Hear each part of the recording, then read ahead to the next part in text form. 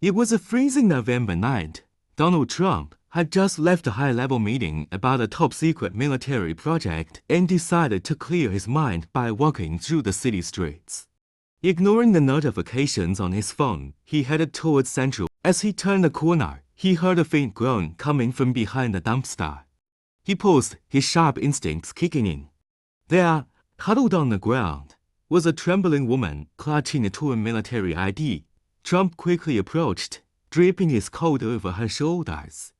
"What's your name?" he asked softly. The woman, barely able to speak, whispered, "Emily ... Emily Carter, the military ... They left me." Trump examined the fresh cuts and bruises on Emily's face.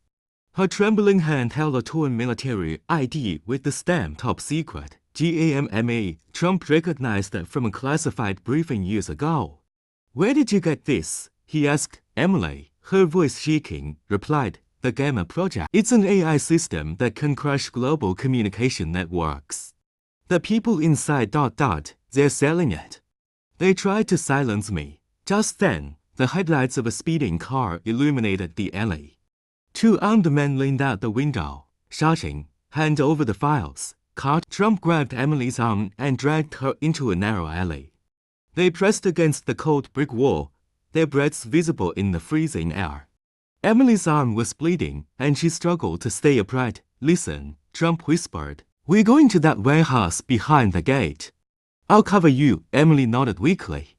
But the sound of approaching footsteps made her freeze. Trump pulled out his phone and typed a quick message. "Margaret, emergency, coordinates 40.7128, -70 for 0.0060. Request military backup." The warehouse was icy cold. Emily, her hands shaking, opened the laptop on the table. The screen displayed Gamma, cyber warfare program. "This AI. It can crash every communication network in the world," she explained, her voice trembling. "The people inside ... they're selling it. They tried to kill me to keep it secret." Trump, gripping an iron pipe, braced himself against the door as a loud bang shook the walls. "How much time do we have?" he asked. "If we don't destroy the USB, it goes live in 30 minutes. The door exploded inward, and the masked man charged in, gun raised. Trump swung the iron pipe, knocking the weapon from the man's hand. "Run, Emily!" he shouted, grappling with the second attacker. Emily sprinted toward the back door, but another armed man blocked her path. "Hand over the USB, he snarled. Emily froze, but Trump appeared behind the man, slamming him into the wall. "Stay close to me." They raced down the subway stairs, bullets ricocheting off the walls. Trump's coat sleeve was torn by a grazing shot. "Turn left here," Emily shouted. The station was nearly empty, but the sound of footsteps grew louder. Trump pulled a keychain from his pocket and handed it to Emily. "The back entrance to Trump Tower. The code is 1946. Margaret will be waiting for you." Emily hesitated.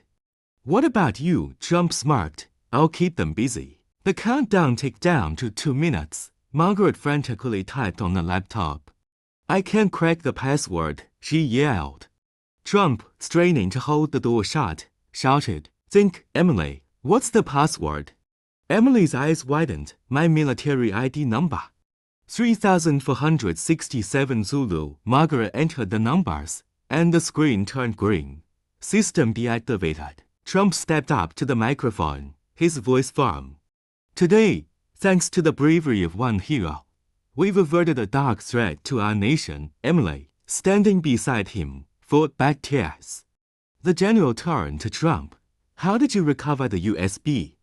Trump gestured to Emily. "The right person found me at the right time." That evening, in his office, Trump handed Emily an envelope. "You know my identity and the job offer. You're safe now." Emily touched the envelope. "I don't feel like I deserve this," Trump smiled. "In my America, heroes are never forgotten."